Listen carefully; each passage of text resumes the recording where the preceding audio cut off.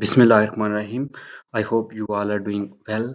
Welcome on my YouTube channel. In this video, I'm going to start homeostasis, which is the chapter number 15, 12th biology. तो पहले इससे जो है ना हमने पढ़ा है रिस्पिरेशन के बारे में, फिर रिस्पिरेटरी सिस्टम के। अब हम होम्योस्टेसिस की बात करेंगे। होम्योस्टेसिस की जो डेफिनेशन होती है वो यही है कि the maintenance of internal temperature is called homeostasis. के बॉडी के अंदर जो टेम्परेचर है इसको मेंटेन रखना ही होम्योस्टेसिस कहलाता है। अब जहाँ पे इन दो चीज़ें आ गई हैं, ये डिफरेंस है कि एक्सटर्नल और इंटरनल एनवायरनमेंट में क्या फ़र्क होता है, क्या डिफरेंस होता है। तो दो तरह का एनवायरनमेंट होता है एनिमल का। एक होता है एक होता है एक्सटर्नल और दूसरा होता है इंटरनल। अब एक्सटर्नल क्या होता है कि जिसमें ऑर्गेनिज्म रह रहा है, जो चीज़ हम रह रहे हैं, ज़मीन पे चल रहे हैं, इसके हमारे जो सराउंड में है ये सारा हमारा एक्सटर्नल एनवायरनमेंट है।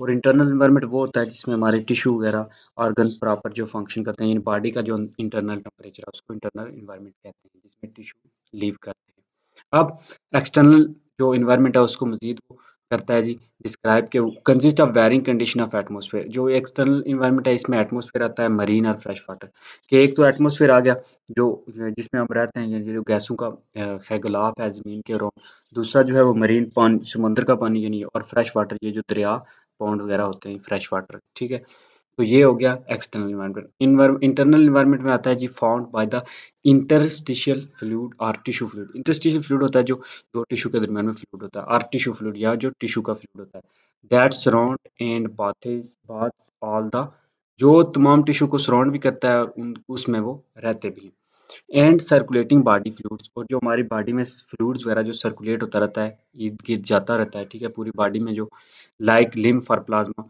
जिसमें आप जो लिम्फ है और प्लाज्मा है, यानी जो ब्लड का पार्ट है प्लाज्मा, लिम्फ जो वाइट ब्लड सेल का पार्ट है, the liquid part of the blood, और जो liquid part of the blood होता है, ये सारा आपके इंटरनल एनवायरनमेंट में आता है।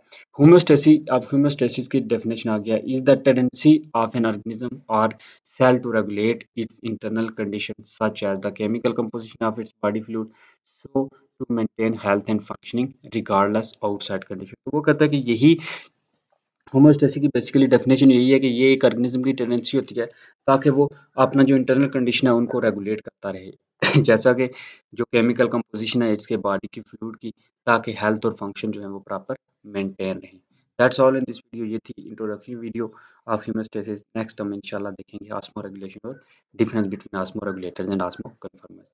अल्लाह हाफिज़। देखते रहिए एजुकेशन अकेडमी और लाइक कर दीजिए वीडियो, सब्सक्राइब कर दीजिए चैनल।